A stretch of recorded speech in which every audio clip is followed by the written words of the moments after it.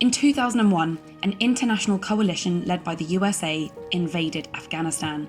The Taliban regime were removed from power and a new government was formed. At the height of the conflict that followed, there were more than 130,000 NATO troops on the ground. 3,500 coalition troops were killed in action, 70,000 from the Afghan security forces, and tens of thousands of civilians. Now, after 20 years of conflict, the Taliban again claim to be in control of Afghanistan. So how did the war begin?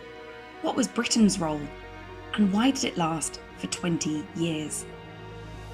Our objective was clear. The cause was just.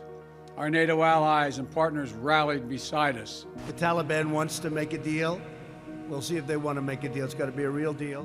And so we went to war against Al-Qaeda to protect our citizens, our friends, and our allies. The search is underway for those who are behind these evil acts. A great people has been moved to defend a great nation. The events of September 11, 2001 shook the world. People watched across the globe as newsreels showed a Boeing 767 crash into the North Tower of the World Trade Center just before 9 a.m. in what initially appeared to be a terrible accident. When a second plane crashed into the South Tower 18 minutes later, it became clear that this was an attack. A third plane crashed into the Pentagon just outside Washington, D.C., and a fourth plane crashed into rural Pennsylvania after the crew and passengers brought down the terrorists on board. 3,000 people were immediately killed in these attacks. The hijackers were terrorists from Saudi Arabia and other Arab nations. Al-Qaeda, a terrorist network led by Osama bin Laden, was quickly identified as being responsible for the 9/11 attacks. The search is underway for those who are behind these evil acts. Within 10 days, US President George W. Bush declared a war on terror and stated that defeating terrorism was now the world's fight. So what link did Al-Qaeda have with Afghanistan? So the leaders of Al-Qaeda have been based in Afghanistan since the 1990s, running training camps there. The American government issued an ultimatum to the Taliban government that ran Afghanistan at this time, demanding that they hand over all Al-Qaeda personnel still in the country and close the training camps. When the Taliban refused, military action seemed increasingly likely. A month after 9/11, the invasion began as America launched airstrikes against Afghanistan. American special forces liaised with and fought alongside anti-Taliban groups known as the Northern Alliance, forcing the Taliban from their strongholds in Mazar-e-Sharif, Kandahar and Kabul. Despite a fierce battle in the Tora Bora Mountains, bin Laden escaped capture and fled across the border into Pakistan. With most of Al-Qaeda driven out of Afghanistan, bin Laden gone, and the Taliban regime at an end, it might have seemed that the US had achieved most of its goals. So why did troops stay behind? At the end of 2001, a new transitional government was formed, and to help support it, the International Security Assistance Force, or ISAF, was set up and was initially led by the UK. As part of a wider effort to help rebuild the country, the UK ran a Provincial Reconstruction Team, or PRT. America, Germany and New Zealand also operated teams across the country. American troops were still carrying out some anti-terrorist operations against remaining Al-Qaeda resistance, but they were anxious to avoid being seen as an occupying force or to get too involved in the reconstruction. In 2002, America's focus switched to Iraq. Saddam Hussein and his sons must leave Iraq within 48 hours. The following year, President Bush declared that major combat operations in Afghanistan were at an end, and it was now a period of stability, stabilization, and reconstruction activities. Hopes remained high that this was a positive new beginning for Afghanistan. Efforts at reconstruction continued in Afghanistan, with the UK, Germany, the US, Japan and Italy each taking responsibility for key areas such as policing, disarmament, the Afghan army, the judiciary and counter-narcotics. But progress was slow. Many of the warlords who had wielded power before the Taliban took control in the 1990s were given positions in the government by the new president. Continuing American counter-terrorism operations were unpopular and often resulted in civilian casualties.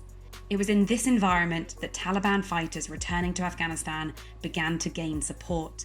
With the Taliban in the ascendancy again, it was increasingly uncertain how long ISAF would be able to keep the peace. In 2004, as part of the NATO expansion, Britain agreed to take responsibility for Helmand in the south. But over time, this mission changed from a peacekeeping mission to fighting a war. So Britain seems to have taken responsibility for Helmand province, largely because the Canadians had already volunteered to take over neighbouring Kandahar. In-depth knowledge of Helmand and its complex politics was limited.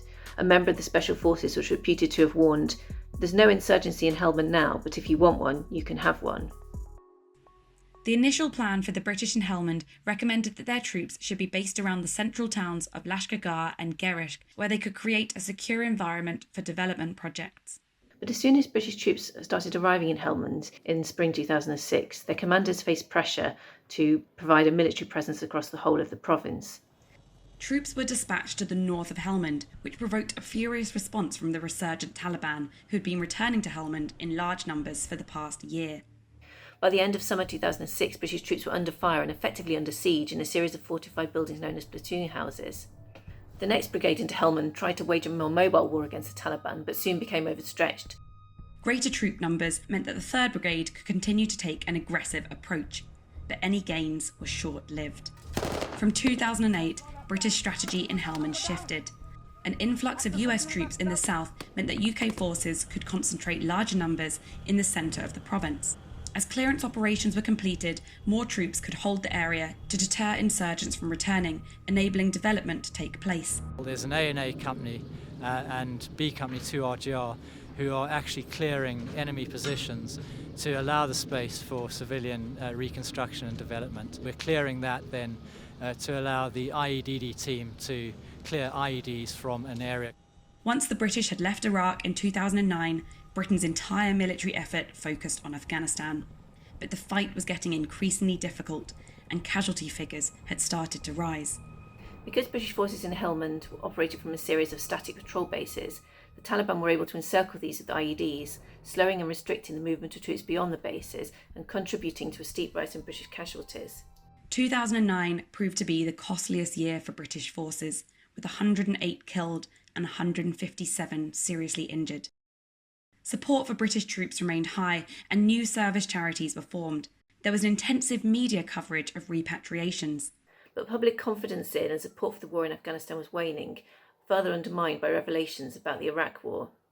In 2010, UK troop numbers reached their peak, with around 10,000 troops deployed across Afghanistan. This was part of the US surge strategy announced by Barack Obama in 2009.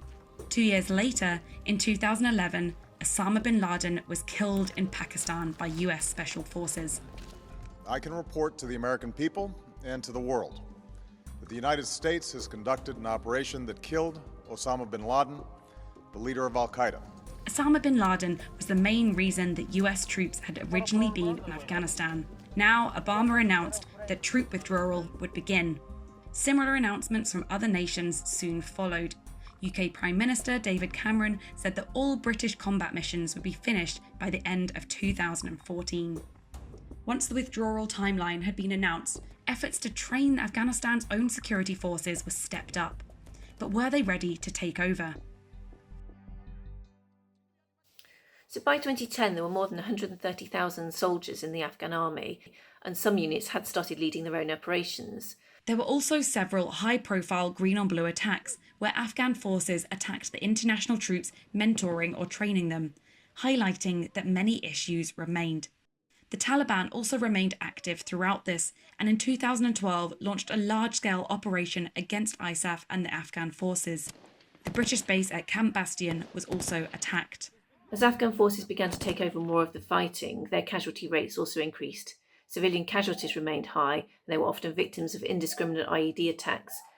American and NATO troops officially ended their combat mission in 2014. Camp Bastion was handed over to Afghan forces, and the last British troops left in October. In 2015, NATO announced the start of its Resolute support mission to offer continued military training and support, particularly in artillery, logistics, medical, counter-IED and intelligence. Britain was part of this NATO mission, sending around 1,000 troops to Afghanistan every year. Despite continued international support, the Afghan forces were unable to prevent further Taliban gains. A major Taliban offensive in Helmand almost led to the loss of the provincial capital Lashkargah. In 2018, US airstrikes were increased, but even this new initiative couldn't reverse Taliban advances. The military situation seemed to be at a stalemate. Through 2018 and 2019, efforts were being stepped up to find a negotiated end to the conflict. In 2020, America and the Taliban signed a peace agreement in Qatar. The provisions included the withdrawal of American and NATO troops from Afghanistan, a Taliban pledge to prevent Al-Qaeda from operating in areas under Taliban control, and talks between the Taliban and Afghan government, which finally began in September. In April 2021, new US President Joe Biden announced that the remaining 2,500 US troops would be withdrawn from Afghanistan by the 11th of September 2021. I've concluded that it's time to end America's longest war. It's time for American troops to come home. By the middle of summer, almost all international forces had been withdrawn. Since then, the Taliban have taken advantage of the withdrawal of international forces, capturing territory in rural areas before moving on to take control of major cities, something they had not previously managed to do since they were ousted in 2001.